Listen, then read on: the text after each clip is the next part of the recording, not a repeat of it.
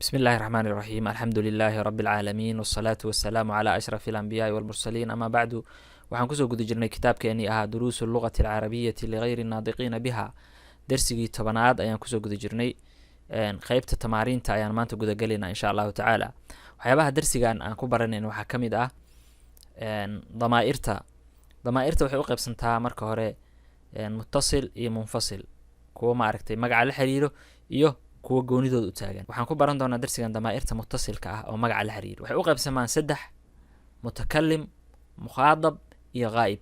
mutakalim waxa waaye damaairta qofka asiga uu isaga hadlaayo sida anigoo kale markaa leedahay ismii aniga magacayga, qalamii qalinkayga, kitaabii kitaabkayga, waa waxayga micnaha waa maaragta waxaa loo adeegsadaa yaa ulmutakalim oo tilmaamayso sheegani inaan aniga leeyahay. waayahay qofku markuu isku hadlaayo wuxuu adeegsanayaa yaa ulmutakalim. lab iyo dhadigna ma u qeybsanto. gabadha waxay leedahay qalamii, ismii, kitaabii. wiilkan sidoo kale ama labkii dhadiga waa isku mid.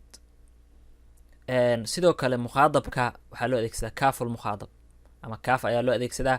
waxaa leeyahay ismuka, qalamuka, kitaabuka. laakiin farqiga udhexeeya labka iyo dhadiga, labka waa la kordhigayaa, dhadigana waa la hoos dhigayaa. ismuki gabar markaa la hadlayso waxaa leedahay ismuki, qalamuki, kitaabuki. waayahay midka saddexaad waxa waaye waa ghaa'ib. waa lab maqan ama dhadig maqan. labka maqan waxaa u adeegsanaysaa waxaa leedahay ismuhu, hu ayaa u dabamarsiinaysaa, kitaabuhu, qalamuhu. dhadigana markay tahay waxaa laleeyahay ismuhaa, kitaabuhaa, qalamuhaa. in la fahmay ayaan filayaa. tamaariinta ayaan gudagelaynaa insha allahu tacaala. atamriin alawal, tamriinka koowaad: ajib can alas'ilati alaatiya, su-aalaha soo socda ka jawaab. waaxid: masmuka, adiga magacaa.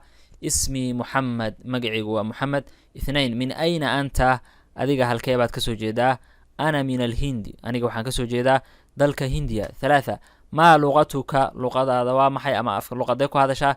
lugati lurdiya, luqadeeda waa urdi. arbaca: ayna abuuka, aabaha aaway. abii fi lkuwait, aabihii wuxuu joogaa kuwait. khamsa: ayna ummuka, hooyada aaway. hiya fi lkuwait, iyadana waxay joogtaa kuwait. sita: alaka akhun, ma leedahay wax walaal ah. nacam, lii akhun waaxidun ismuhu usaama, waxaan leeyahay hal walaal magaciisana waa usaama. sabca: alaka ukhtun, ma leedahay wax walaal oo gabar ah.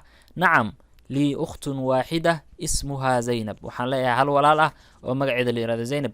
thamaaniya: acindaka sayaara, ma leedahay wax gaari ah. laa, maa cindii sayaara, maya malihi gaari. tisca: acindaka daraaja, ma leedahay baaskiil. nacam, cindii daraaja, haa waan leeyahay baaskiil.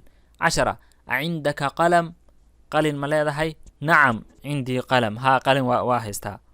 11: acindaka daftar, daftar ma haysataa. nacam, cindii daftar, haa daftar waan haystaa. 12: a abuuka taajir, aabaha ma ganacsadaba. laa, huwa dabiibun shahiir, maya waa dhakhtar caan ah. 13: min ayna muxamed, muxamed halkee buu kasoo jeedaa. muxamedun min alhindi, muxamed wuxuu kasoo jeedaa dalka hindiya.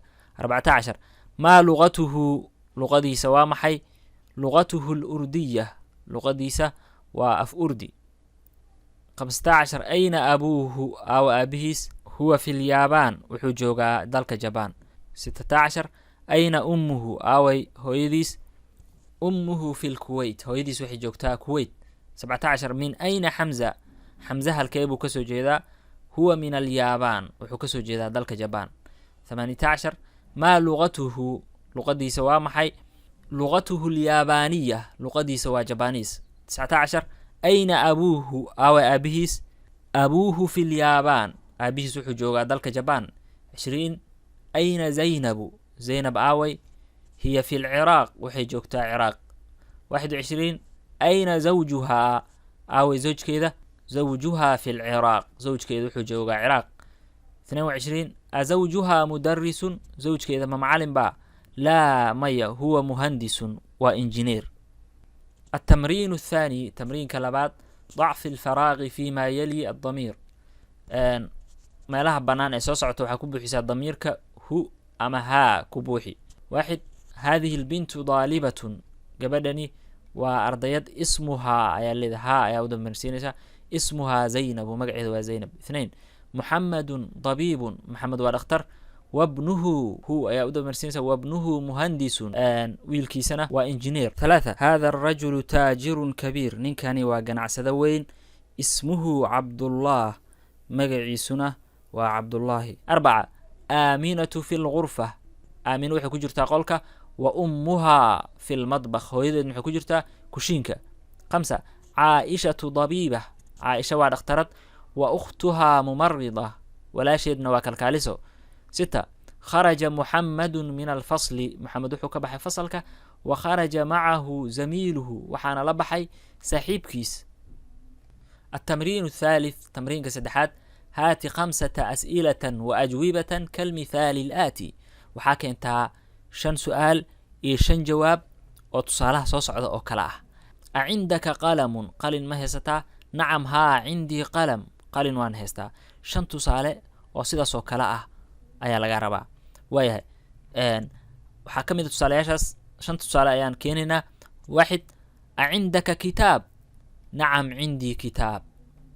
أعندك حقيبة نعم عندي حقيبة بورسواي.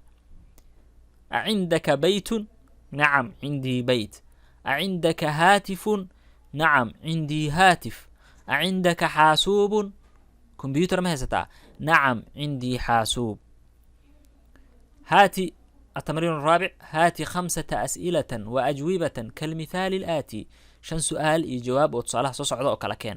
أعندك قلم قلن ما هستا لا مي ما عندي قلم قلن ما هستو 5 تصالح. 1 أعندك سيارة قاري ما هستا لا ما عندي سيارة. أعندك دراجة لا ما عندي دراجة. أعندك منديل لا ما عندي منديل. أعندك ساعة لا ما عندي ساعة. أعندك مكواه لا ما عندي مكواه.